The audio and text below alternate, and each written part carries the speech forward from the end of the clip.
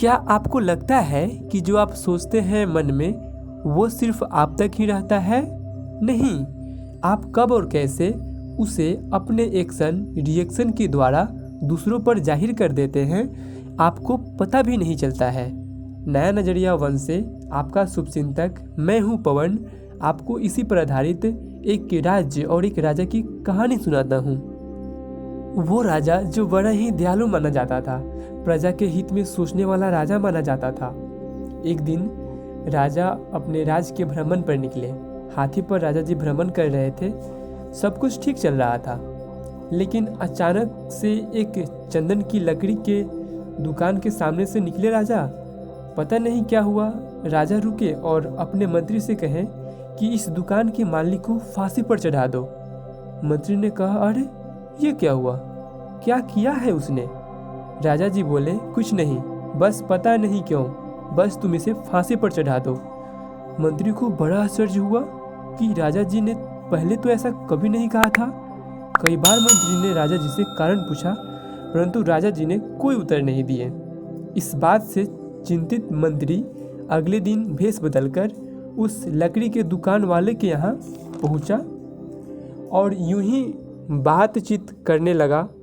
और भाई, क्या हाल चाल है, क्या चल रहा है, धंधा पानी, काम धाम, व्यापार कैसा चल रहा है?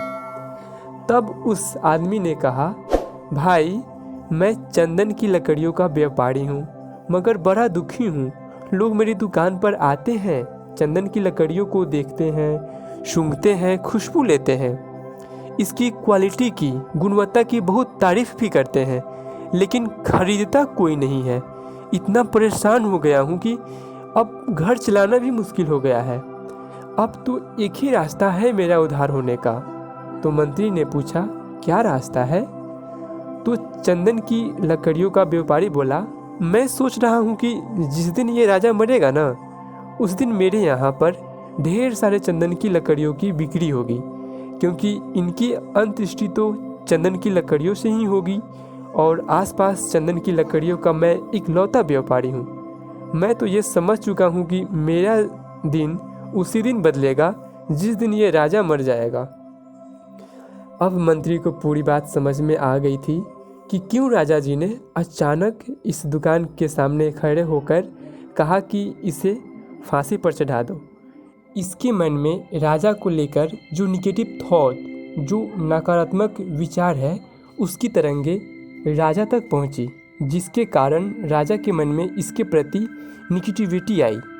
तो मंत्री सब कुछ समझकर वहां से चला गया।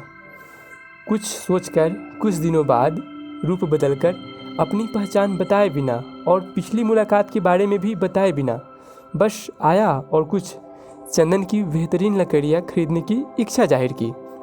दुकानदार ने फटाफट एक कागज़ में उसके दुकान की सबसे अच्छी, सबसे बेहतरीन चंदन की लकड़ियाँ थी, उसे पैक करके दे दिया। मंत्री उन लकड़ियों को खरीदकर महल की ओर निकल गया और राजा के राज दरबार में पहुंचकर भरे दरबार में कहा कि वो जो चंदन की लकड़ियों का व्यापारी था ना, उसने आपके लिए तोहफे में कुछ भेजा है। राजा को बड़ी हैरत हुई कि मेरे लिए तोहफे क्यों भिजवाया है, लेकिन मन ही मन जो खुशी होती है वो खुशी राजा के मन में भी थी। इन्होंने लकड़ियों को खोला तो वाह, क्या चंदन की खुशबू है। राजा का तो मन खुश हो गया और राजा को अपने विचार और अपनी हरकतों पर बड़ी शर्मिंदगी हुई जब उन्होंने कहा था इसे फांसी पर चढ़ा दो। तो राजा ने कहा, मेरी माफ़ी भी देना और साथ में ये सोने के सिक्के भिजवा दो। और जब वो सोने के सिक्के चंदन की लकड़ियों के व्यापारी के यहाँ पहुँचा तो वो भी पहले बड़ी हैरत में पड़ गया और फिर बड़ा खुश हो गया कि कैसे राजा जी ने उसके गरीबी के अभिशाप को सोने के सिक्कों से दूर कर दिया। और मन ही मन उसे भी बड़ा पछतावा हुआ कि मैंने इस राजा की मृत्यु की कामना की थी। हे ईश्वर, मेरे इस विचार के लिए मुझे माफ़ करना। जब दोनों के मन में एक दूसरे के प्रति पॉजिटिव विचार आए तो अपने आप सब कुछ ठीक हो गया। वास्तव में जो हम लोग मन में सोचते हैं उसकी तरंगे हमारे एक्शन और रिएक्शन के द्वारा सामने वाले तक पहुंचती है। अगर आप किसी के बारे में बुरा सोच रहे हैं तो अपने आप उसके मन में भी आपके लिए बुरे विचार ही आएंगे। इसलिए मैं कहना चाहता हूँ कि सिर्फ ऊपर से नहीं, पूरे मन से किसी के बारे में अच्छा सोचें, तो वो जो अच्छी सोच है वो आपके पास बहुत अच्छे रूप में वापस आएगी। कुछ लोग को देखकर हम सोचते हैं ना कि कैसे इनकी पूरी काम बड़े ही आसानी से हो जाते हैं।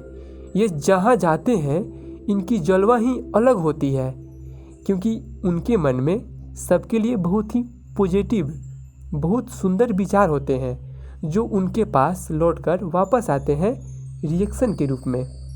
अपने विचारों को बदल कर देखिए, अपने विचारों को पॉजिटिव करके देखिए, आपके आसपास कमाल हो जाएगा। और इस सोच की शुरुआत आप अभी इसी वीडियो से करें, एक लाइक और अपने सभी दोस्तों के साथ शेयर करके। Thank you.